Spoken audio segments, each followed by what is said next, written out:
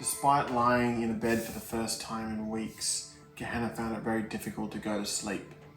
She could hear in the distance, in the main building, the inn in full swing.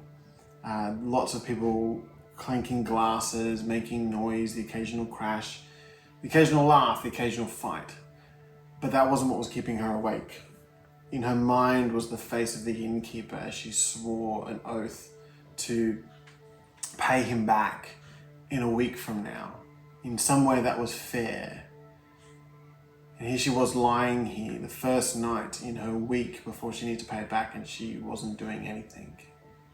She looked across at Naomi, and Naomi lay there, as she always did, eyes open and staring, not moving.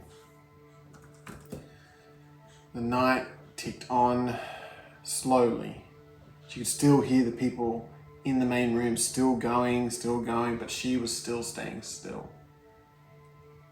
She got up, she put on her outer clothes, and she prepared to head out. The dog, Zenita, raised its head slightly, but didn't really pay much interest in Gehenna. She was Naomi's dog, and Gehenna was just a friend. Gehenna made it out into the night air. It was cold and crisp, as often is the case in this part of the world, of the Ironlands. She didn't quite know what to do. Nor do I. So we are playing Ironsworn, which is a solo RPG. We're rolling this story, so we're finding out how it goes as we go along.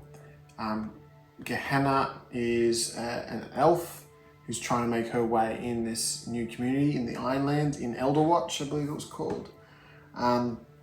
She's trying to pay off a debt to stay where they're staying for a week, but more importantly, she's trying to find somewhere that Naomi can be safe.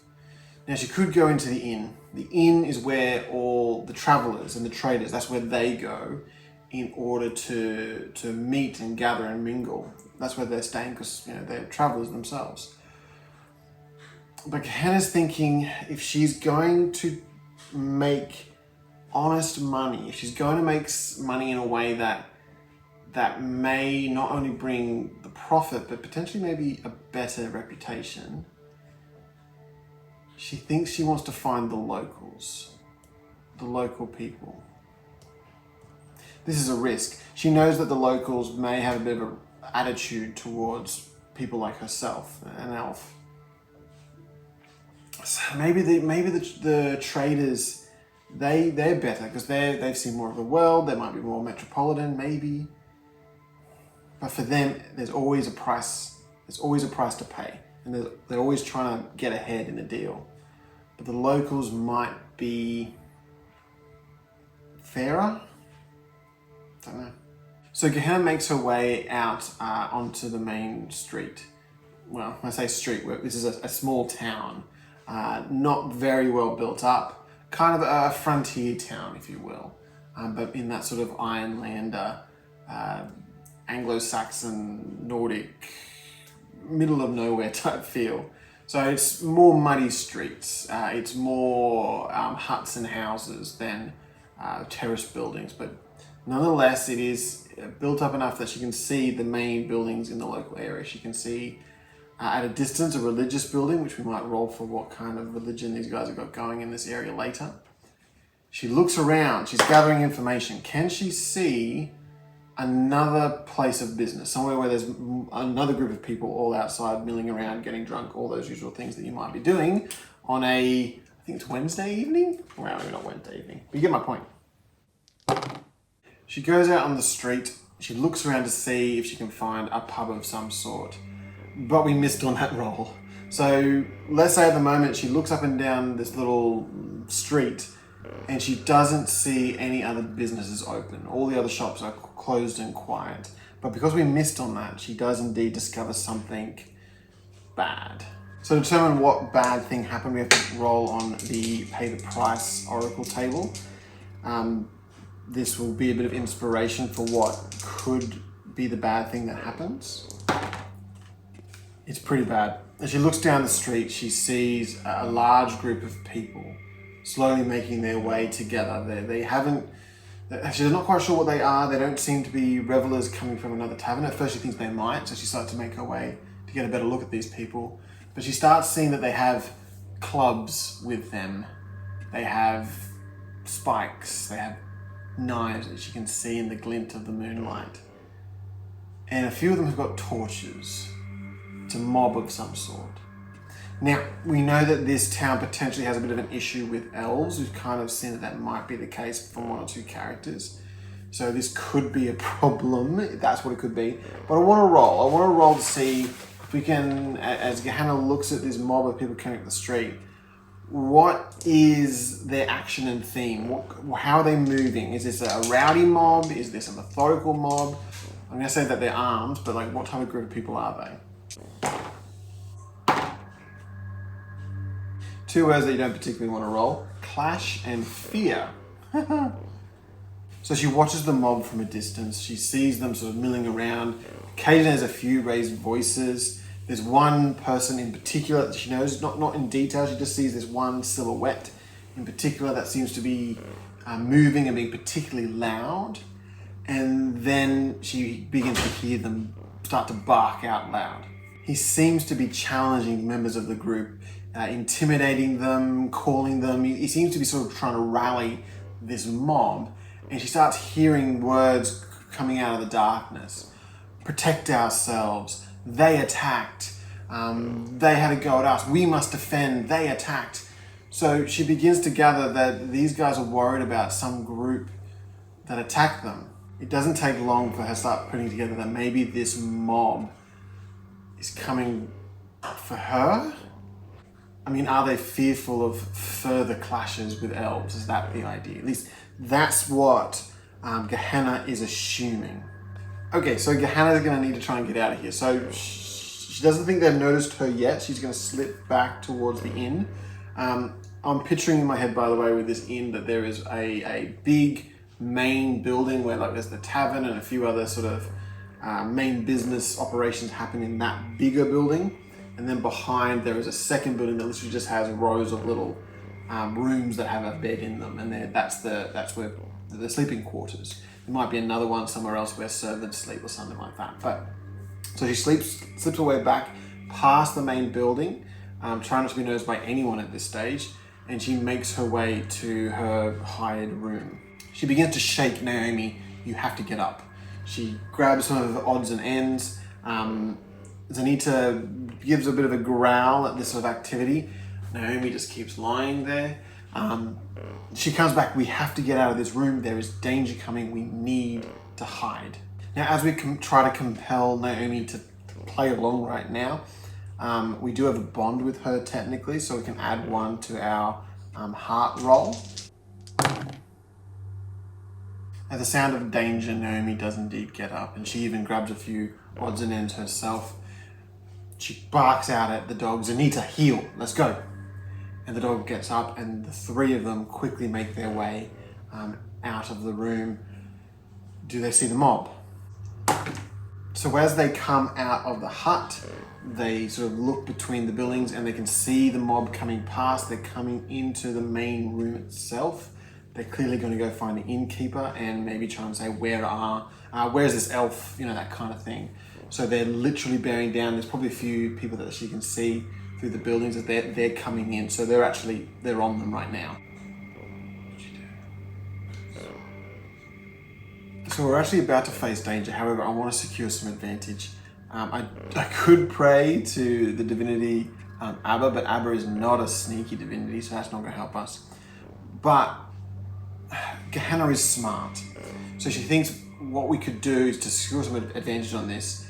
She actually turns to Naomi and says, look, go out the front way, drop your hood, go out the front way, and that way, they're looking for an elf, they're not looking for a human. So you go there, I'll meet you at the checkpoint. I'll meet you at the checkpoint that we saw earlier today. You know how to get there, right? So she's going to try and convince her to go on her own in order to make her sneakiness a bit more effective, that kind of thing. It's a weak hit.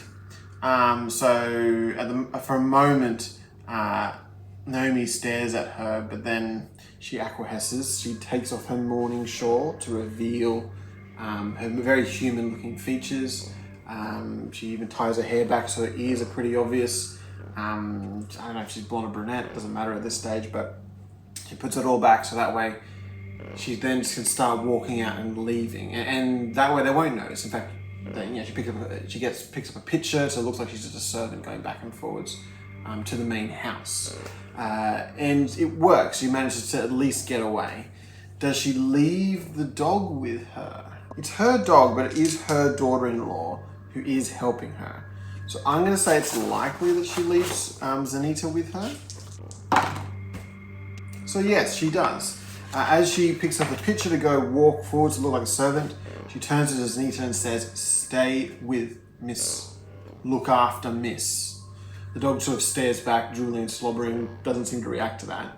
But when Naomi leaves, the dog does indeed stay looking after her next to Gehenna. So now Gehenna's going to need to try and do something she's not particularly good at, and that is simply sneak around the back. As I said, these people are they're coming through the main building. They're starting to enter into this sort of like, it's not a courtyard, but this space between the buildings that is an informal courtyard. There's dudes around on the far side, kind of blocking those exits. She might be able to get around behind the main accommodation building and sneak away, maybe, with the dog. We'll find out.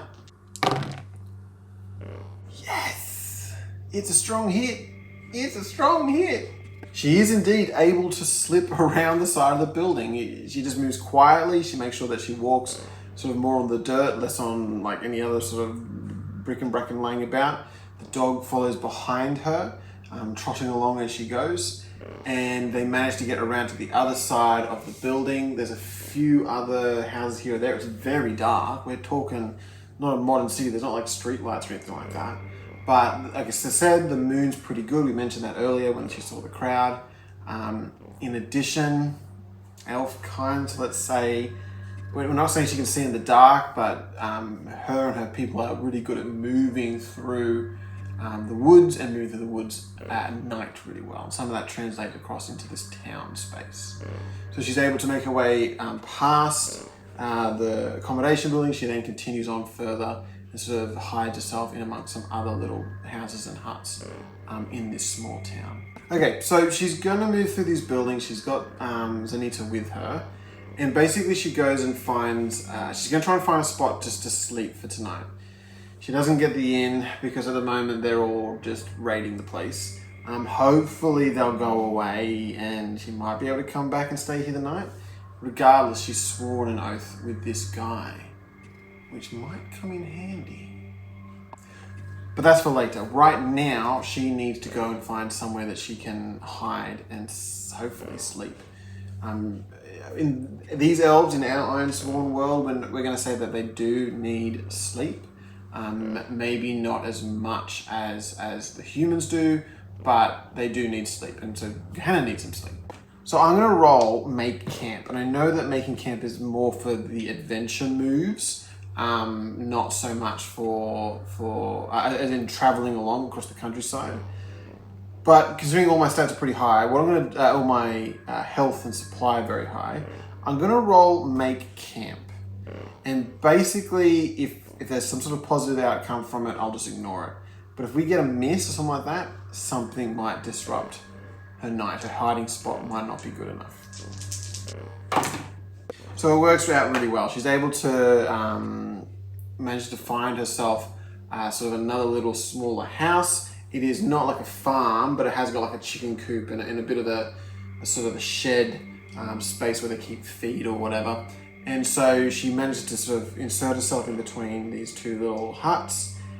She bunkers down. The dog doesn't go cuddling with her. He sits off at a distance more further out in the street and lies down and sleeps out there. And she realizes that this dog, Naomi's dog, which usually growls and nips at her, is sitting out on the street watching and listening. She is looking after her. She can't remember when she went to sleep or even quite when she woke up. But when her attention shifts back into focus, it is daylight, early daylight, a bit beyond the dawn, but the light still feels young on her skin. She gets up and she tentatively leaves her hiding spot. It doesn't seem like anyone spotted her. She can't spot anyone. She tactfully makes her way around this building and back out onto the main street carefully. She keeps her mourning hood up, not just hiding her ears, but also hiding her distinctive facial features. It's pretty obvious if you're an elf. Even her body type gives that away. But she keeps her head down and she moves along the street. This house was quiet, but the street is beginning to wake up. It is a trading town after all. So people are moving a few goods back and forwards to their main trading space. A few very grumpy and hungover merchants stumble out of the inn, just rubbing their head and what's going on. And she also notices, probably working hardest of all, are the street people, the beggars and that sort of thing. They're going along and they're scampering up anything that's left behind, and they're going to try and hawk that at their different little mini stores as well, eventually. Zanita follows her, and with Zanita's help, it actually doesn't take her very long to find Naomi. She does indeed see Naomi, not quite at that checkpoint, but a little way off. At first when she arrived, she didn't see her, she freaked out, she panicked a little bit. But Zanita is with her, and Zanita makes a bit of a beeline away from her. So she's like, where's the dog going? So she sort of follows the dog to make sure Zanita's not running away. She even hisses, Zanita! But as she watches the dog, she sees it head over to a figure, and indeed that figure is Naomi. How is Naomi responding to all of this? We're going to roll on character descriptor and just say that this is how she's sort of responding to Gehenna in the moment. You wouldn't guess, it's 45. She's feeling very bitter about this. She reprimands Gehenna. I told you didn't need to stay with me. I told you that you didn't have to look after me. You could have just left me. I mean, what business is it of yours if I die on the street or not? I mean, the world clearly has damned me and cursed me. You don't want to stay with a cursed woman. It's your own fault now that you're with me. It's your own fault that these things keep happening to us. Gehenna is taken aback, and she knows that Naomi is in mourning, that she is suffering because of what has happened to her and her sons. But Gehenna is smart, and Gehenna has a bit of heart. She also has a bit of iron. She snaps back saying, I'm not going to let an old woman die on the street. That's not right, that's not fair, and that's not just. I'm here to look after you. That is what I'm going to do. I have lost everything too. And I swore an oath to your son that I would care for him and his family. Like it or not, we are family. Naomi's response, she stares back at her. Don't you lecture me, girl. The two women back off. They're clearly heated, they're clearly frustrated, they're clearly tired. Gehenna turns back to her mother-in-law and says, look, I'm going to go back to the inn. Naomi obviously says, are you mad? For all we know, he was the one that tipped off the mob that you were there. But Gehenna turns to her and says, your people swear on iron. For you, that is a sacred act. For him, that was a sacred act.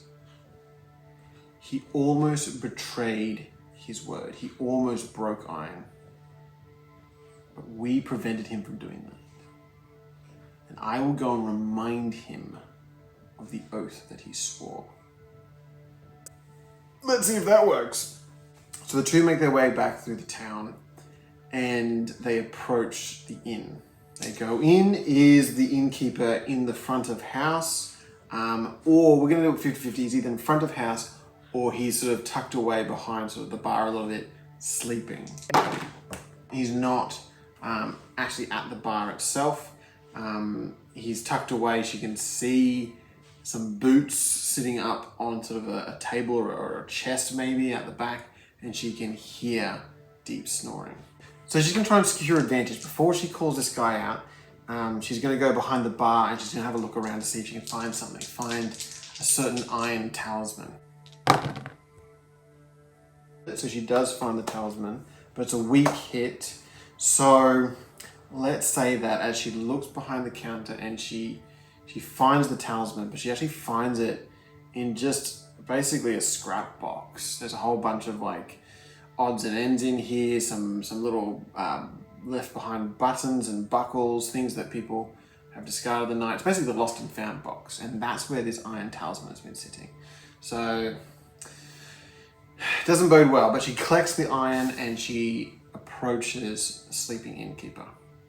She simply knocks his feet off of the crate. His feet drop, and that's enough for the innkeeper to snort to life. The innkeeper's all what? And Gehenna immediately says, I need to speak to you about last night.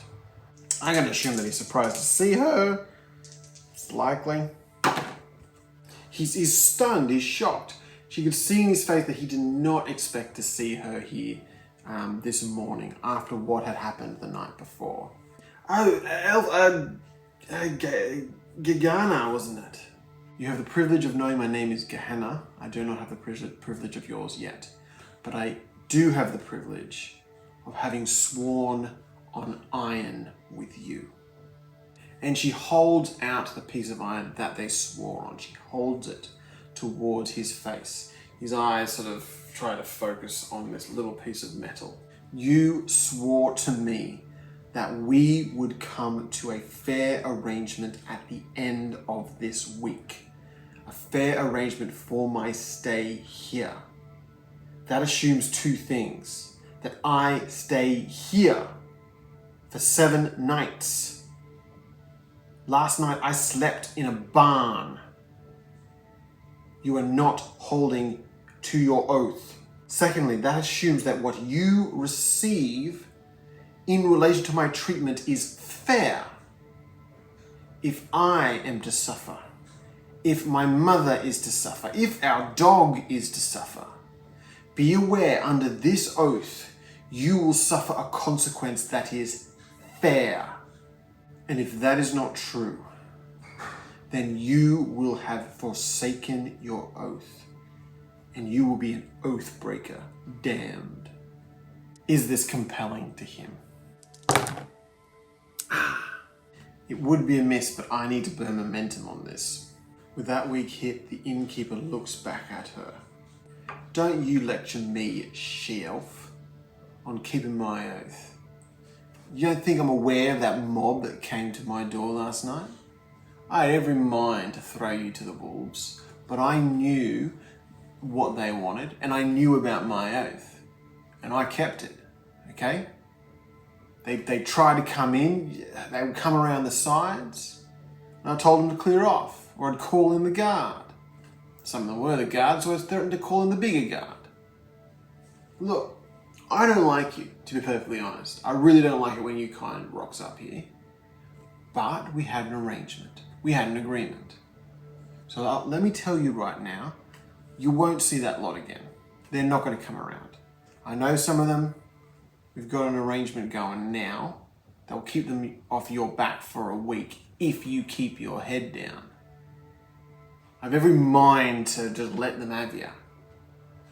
But again, as you so clearly reminded me, I swore on iron. Gehenna looks at him. She didn't expect that. I didn't expect that. Look, we are not going to get anywhere in our oath together if we are tit for tat at each other. If we're just bickering and arguing this whole time. I will keep up my end of the bargain if you keep up yours. But we can only do that together. We swore the oath together. Can you help me? Can you help me find a way in this town that I've never been to before? Find a way to pay you back in a fair way. I only ask that. A safe place for us to stay that we will pay for. If nothing else, just tell me your name. Compelled with heart. My name's Cano. That's what everyone calls me, at least. But if you want to make your money, that's your business. I will keep the mobs off your back. If you go out and ask around, you're bound to find something. Just be polite, elf. Gehenna eyes off Kenno. And she puts the piece of iron back on the counter. And they carry their odds and ends back to their room. As they thump their supplies back down into their room, Gehenna looks out the door across the skyline. She can't see a view of the countryside, no trees where she's looking right now. She can just see the morning blue getting brighter, watching her time slip by her. And she has nothing now, nothing but a cranky innkeeper, a wily dog, and Naomi, all belittling her as she goes. Great start. Thanks so much for watching. My name's Evan, by the way. If you enjoyed this, please like and subscribe. In addition, I do have some stuff on tabletop games, including one that I've created myself called Manas. If you want to go have a look at that, some of those videos, and see how it's played. And if you're interested, by all means, have a look on wargamevault.com. Thank you so much for watching, and I hope that you will see me again some other time. Bye.